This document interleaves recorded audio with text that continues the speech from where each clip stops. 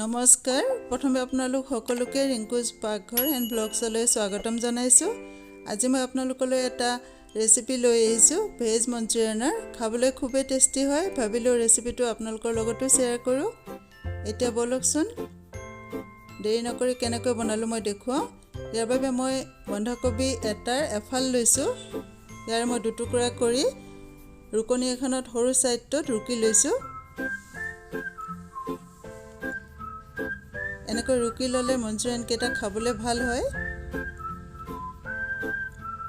এইখিনি ৰুকা হৈ গল। এতিয়া মই ইয়াত দিছো এচামুচ নিমখ, আধা চামুচ আদা নহৰু paste, Kashmiri red chilli powder chilli powder মিলাই এচামুচ, কেঁচা ধনিয়া পাত অলপমান কাটি দিছো আৰু দিছো এতিয়া প্ৰথমে 2 চামুচ কৰ্ণফ্লোৰ আৰু 2 চামুচ ময়দা দিছো, পিছত দৰকাৰ হলে আৰু দি লম। এতিয়া এইখিনি মই ভালদৰে মিক্স কৰি সানি লৈছো আৰু অলপমান কৰ্ণফ্লোৰ ময়দা দি দিছো। এইখিনি এতিয়া ভালদৰে মিক্স কৰি লৈছো। আনফালে মই কেৰাহী এটা গেছত বহাই দিছিলো, অলপ ৰিফাইন তেল বেছিকৈ দি গৰম হ'ব দিছো। এইখিনি ভালদৰে গৰম হৈ গল। এতিয়া মই ইয়াত মিশ্ৰণখিনি গোল গোলকৈ এনেকৈ বল বনাই তেলত দি দিছো। মিশ্ৰণখিনি সানি লোৱাৰ পিছত বেছি সময় থব নোৱাৰি, বন্ধাকবিৰ পৰা পানী ওলাব ধৰে আৰু বনাওতে ভাঙি যায়, সেইকাৰণে লগে লগে বনাব। এতিয়া গেছৰ ফ্লেমটো মিডিয়াম কৰি লৈ এইখিনি ৰঙচুৱাকৈ ফ্ৰাই কৰি ল'ম। বন্ধাকবি বহুত ধৰণে খাই থকা হয় নহয় জানো?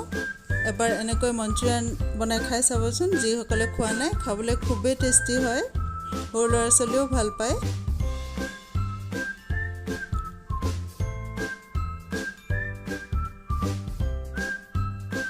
এইখিনি ফ্ৰাই কৰা হৈ গল, উঠাই লৈছো।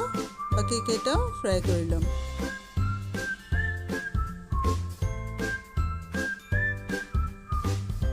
এইখিনি হৈ গল। এতিয়া গেছটো অফ কৰি দিলো।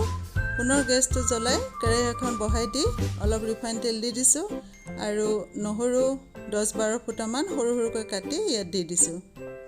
এইখিনি অলপ ভাজি লৈছো।